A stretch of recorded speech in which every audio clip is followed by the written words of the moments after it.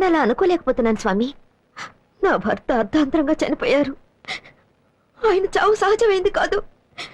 వీడిలా ప్రతి సమస్యలోనూ తలదొచ్చడం వల్లే దుర్మార్గులు చంపేశారు. అసలు ఆయన చావుకి కారణం కేవలం కోపం, ఆవేశమే. ఏంటమ్మా ఇవన్నీ చెప్తావు? నువ్వు ఊరుకోరా. ఏ ఆవేశం, కోపం మా ఆయన్ని చంపేశాయో అదే ఆవేశం, కోపం వీడికి కూడా వచ్చేసాయి స్వామి. నా భర్త నాకు దూరం అయినట్టు నా కొడుకు కూడా నాకు దూరం అయిపోతాడేమోనని భయంగా ఉంది. మీరే వీడి మనసు మార్చాలి స్వామి. కొంతమందికి చెప్తే అర్థమవుతుంది, కొందరికి అనుభవిస్తేనే అర్థమవుతుంది. మీ అబ్బాయి ఏ కోవలోకి వస్తాడో నాకు తెలియదు. మీ అబ్బాయితో నేను కొంచెం విడిగా మాట్లాడచ్చా? అందుకే స్వామి వీడిని తీసుకొచ్చాను. ఒరే, వెళ్ళి స్వామీజీతో మాట్లాడు. ఏంటమ్మా నువ్వు? పోరా.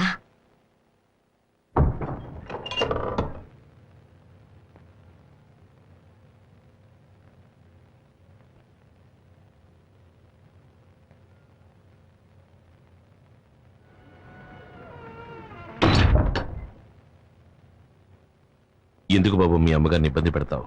అయ్యో, ఆవిడ గురించి వదిలేండి స్వామి. ఎప్పుడు ఏదోటి సణుగుతూ ఉంటుంది. ఊళ్ళో సంగతులు అస్సలు ఏమీ తెలియవు. ఊళ్ళో సంగతులు నీకు అనవసరం. ముందు పెద్దవాళ్ల మనసు నొప్పించకుండా నువ్వు నడుచుకో. అందుకని సామాజిక స్పృహ ఉండకూడదని నేను చెప్పడం లేదు. ప్రతివాడికి సామాజిక స్పృహ ఉండాలి. గాంధీజీ హింసకు పాల్పడ్డారా? కత్తి చేత పట్టారా? ఎవరి మనసుని నొప్పించకుండా ఆయన దేశభక్తిని ప్రదర్శించారుగా. అందుకే ఒక సామాన్యుడు మహాత్ముడై ఈనాటికి జీవిస్తున్నాడు. సమాజం పట్ల నీకున్న శ్రద్ధని ఈ విధంగా చూపించు. సైన్యం శత్రువులతో పోరాడితే దాని పేరు యుద్ధం. ఒక పోలీస్ నేరస్తుడితో గొడవ పడితే దాని పేరు కర్తవ్యం. ఇప్పుడు నువ్వు గొడవ పడుతున్నావే, దాని పేరేమిటి? యుద్ధమా? కర్తవ్యమా? నేను చెప్తాను. రౌడీయిజం.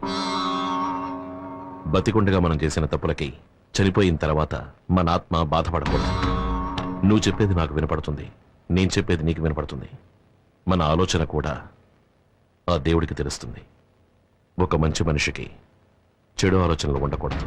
స్వామి, మనకి ఆలోచన ఒకటే, మాట ఒకటే. ఇంతవరకు మీరు మాట్లాడారు, ఇప్పుడు నేను మాట్లాడచ్చా? రావణాసురుడిని అంతం చేశాడే శ్రీరాముడు. ఆయన ఏమన్నా పోలీసా? కంసుడిని మట్టు పెట్టాడే మన శ్రీకృష్ణుడు. ఆయన ఏమన్నా సైనికుడా? చెప్పండి స్వామి. కాదు. మరి వాళ్ళు చేసిందేమిటి? రౌడీయిజమా? అది అసుర సంహారం. అప్పుడు నేను చేసింది అంతే. అందుకని నేను దేవుణ్ణి కాదు, స్వాములవారిని కాదు. స్వామి, మీరు జ్ఞానులు, ఆధ్యాత్మిక చింతన ఉన్నవారు. మీ లక్ష్యం ప్రశాంతంగా జీవించడం. కానీ నేను ఒక సగటు మనిషిని. జీవించడమే నా లక్ష్యం. ఈ కలికాలంలో జీవితమే ఒక పోరాటం. నేను పోరాడి తీరాలి. గుడికొచ్చే వాళ్ళలో 190% మంచివాళ్ళు. వాళ్లతోటే మీ జీవితం. కానీ సమాజంలో 190 మంది హంతకులు, దొంగలు, దగాకోర్లు, దోపిడీదారులు, పోకిరీలు, పోరంబోకులు. వాళ్లతోటే నా జీవితం. నేనెలా ప్రశాంతంగా ఉండగలను? మీరు చెప్పినట్టు ఈ కాలంలో ప్రశాంతంగా ఉండాలంటే ఉండొచ్చు. కానీ ఎలా? ఇంట్లోకి జొరబడి చెల్లెలు చేపట్టుకుని లాగుతారు, చూస్తూ ఊరుకోవాలి. ఫ్రెండ్ని నడి రోడ్లో రౌడీలు కొడతారు, నరుకుతారు, చూస్తూ ఊరుకోవాలి. అయిన వాళ్ళు ఆస్తంతా దోచుకుపోతారు. అవన్నీ సహిస్తూ చూస్తూ ఊరుకోవాలి. నేను చెప్పినవన్నీ వదులుకుంటేనే ప్రశాంతత కలుగుతుంది అంటే ఆ ప్రశాంతత నాకు అనవసరం. అనుభవించిన వాడు చేసే ఉపదేశానికి, అనుభవించని వాడు చేసే ఉపదేశానికి చాలా తేడా ఉంది. సరే, మీరు దేవుణ్ణి నమ్ముతారుగా? దేవుడి ఆశీస్సులు, కృపా కటాక్ష వీక్షణాలు మీకున్నాయిగా. అంతెందుకు, మీకు శక్తి ఉందని ప్రజలు నమ్ముతున్నారు కదా.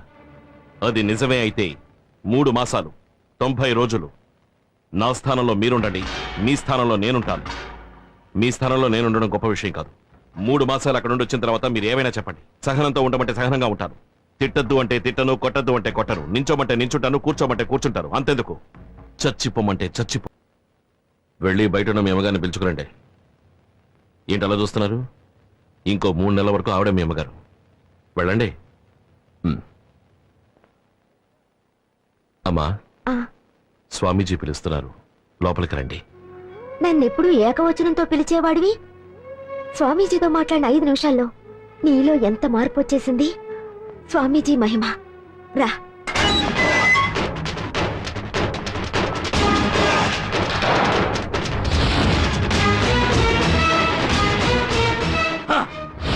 నేను రిలీజ్ అయింది రిలాక్స్ కోసం కాదురా, రివెంజ్ కోసం. ఎక్కడ్రా ఈశ్వర్? ఏం స్వామి, మా అబ్బాయికి చేయాల్సిన ఉపదేశం చేసేసారా? అన్నీ ఉపదేశించాను, ధైర్యంగా తీసుకువెళ్ళండి. వెళ్ళరా, వెళ్ళి వారి పాదాలకు నమస్కరించి ఆశీస్సులు అందుకో.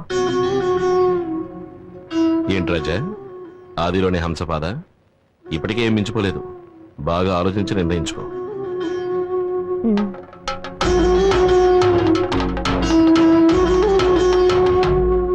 సార్ మూడోసారి గెలిచారు కదా, మీ నియోజకవర్గ ప్రజలకు ఏం చేయబోతున్నారు? వచ్చే ఎలక్షన్లో నాకు సీట్ రావాలి, మళ్ళీ నే ఎమ్మెల్యేనవ్వాలి.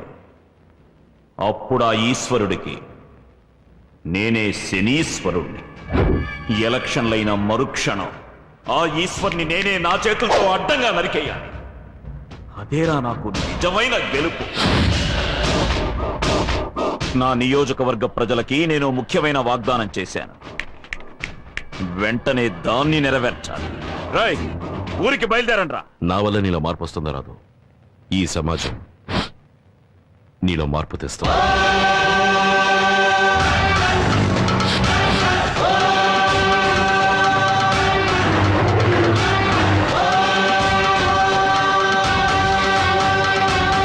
రై, త్వరగా పోనీ.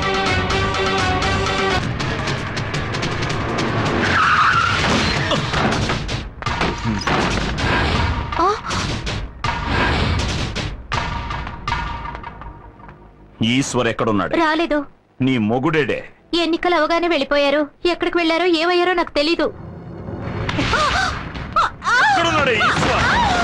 టమాటా ఎంతమ్మా? 30 రూపాయలమ్మా. అరటికాయలు ఇవ్వండి. 25 రూపాయలే కదా. అంతేమ్మా, దొరకడం లేదు. చూసి కాస్త మంచి కాయలు ఇవ్వండి. ఏమయ్యా ఈశ్వర్, నువ్వు ఏనాడు ఈ మార్కెట్ లో అడుగు పెట్టని వాడివి, కొత్తగా అరటికాయలు కొనడానికి వచ్చావు? నమ్మలేకపోతున్నానయ్యా. నీ బోర్డు నమ్మకాన్ని తీసి పక్కన పెట్టు. ఇప్పుడే మా అబ్బాయి మారి నా మాట వింటున్నాడు. నువ్వు వాడిని బాగుపడినిచ్చేలా లేవే. కాసిన పచ్చిమిరపకాయలు ఇవ్వు.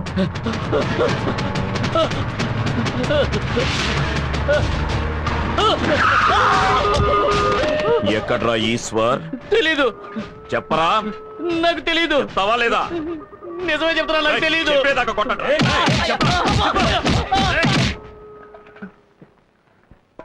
వెళదాం పద. రేయ్, వెళ్ళండ్రా. వెళ్ళి లోపల ఉన్న వాళ్ళని ఈడ్చుకురండి. పోరా. ఎక్కడున్నాడు? నువ్వు నాతో పాటు ఇక్కడికి రావడం చాలా సంతోషంగా ఉందిరా.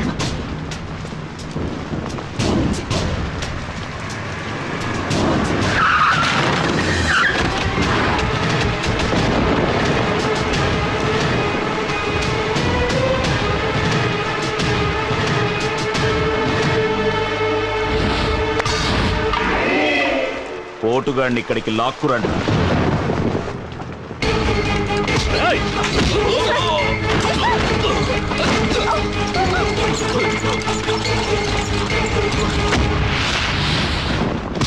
రేయ్, మాట నిలబెట్టుకోవడానికి వచ్చాను. ఇప్పుడు ఏం చేస్తావో చూస్తాను. రై, వీణ్ణి చంపి పాతేయండి.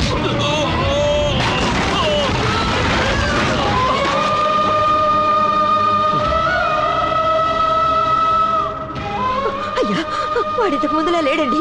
వాడు మారాడండి. వాడిని వదిలేయండి, వాడిని వదిలేయండి బాబు, వాడిని వదిలేసేయండి.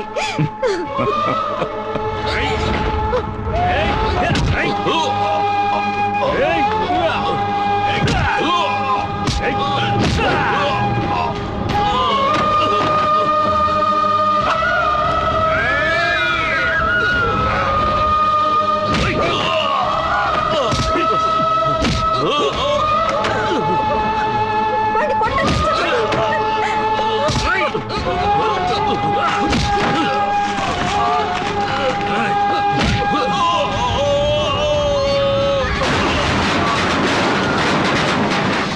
చూడండి అయ్యా, నా కొడుకు తన్నులు తినేవాడా?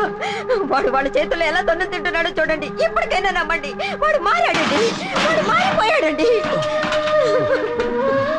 వాడిని వదిలేయండి, వాడిని వదిలేసేయండి, చెప్పండి.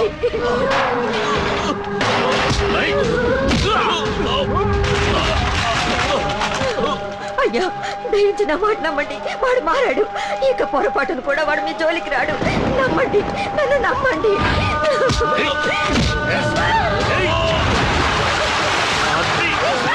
అయ్యో మీకు చేతులు ఎత్తు దండం పెడతాను, వాడు వదిలేయండి. వదిలేయమని చెప్పండి అయ్యా.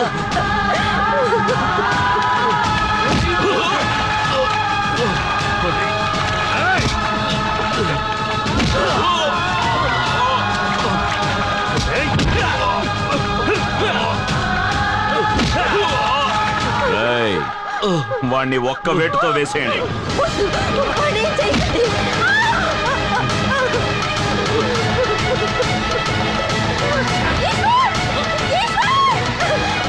వాడు వదిలేయండి. వాడేం చేయకండి. వాడిని వదిలేయండి అయ్యా. వాడిని చేయకండి. వాడిని వదిలేయండి అయ్యా.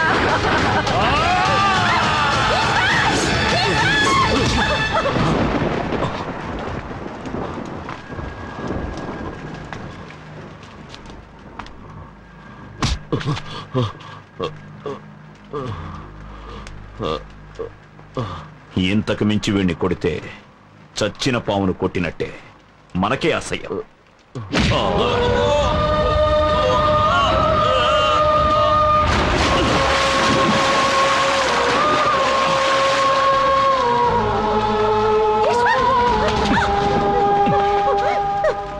నీ కొడుకు ప్రాణాలు నీకు భిక్షగా వేసి వెళ్తున్నాను.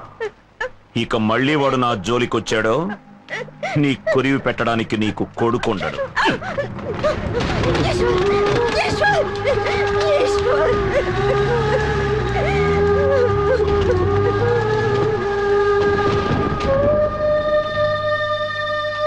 ఏం దిగులు పడకండి, త్వరలోనే కోలుకుంటాం.